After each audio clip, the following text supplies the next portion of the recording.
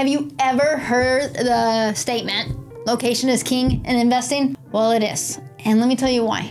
In 2009, my husband and I started investing. We found a mentor that would help us invest in real estate. But when we did this, we were very new and we did not realize what we were doing, but we found someone to loan to us and we were really excited. And at this time, if you know 2009, you were buying properties off the auction block. Well, number one mistake, we did not drive the properties. Well, one day we put 4 lowball offers in. We were like, well, you know what? We're not gonna get these, no problem, right? Wrong. We get a call that says, hey, you got all 4 properties you put offers on. We're like, we bid so low, this should not have happened. So we call our mentor up and we're like, we need enough money to buy all these properties. He goes, well, that's not what we discussed. And he hung up and we're like, crap, what are we gonna do? And so he calls us back. He goes, hey, you know what? I trust you. I got the money. I'll get it to you today. We're like, okay. Because when you buy off the auction block, you get 24 hours to pay for the properties. And so we bought the properties.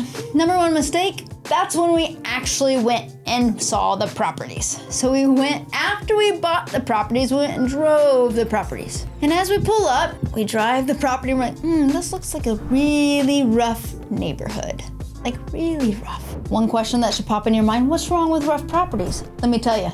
So what we did is we pulled up, it was dark, which is another mistake. We knock on the door and say, hey, you owe rent. As they open up the door, teeth are missing. You got guns laid out on the table. We're like, are we gonna make it home tonight? And as we walked in and we talked to him, we realized that this was gonna be a rough property. Not judgment of the people, but it was a rough property. You saw people dealing drugs. You saw cops driving the streets all the time. Now, why would this be a problem? Number one, when you have a rough property in a rough location, your turnover goes astronomically high. You literally have transits. You'll get them in, they'll falsify their application, and then they'll move out as soon as they go late on rent, which could be the first month, second month, or third month. So location is king. Number two, guess what? Not only turnover, your maintenance is astronomically high.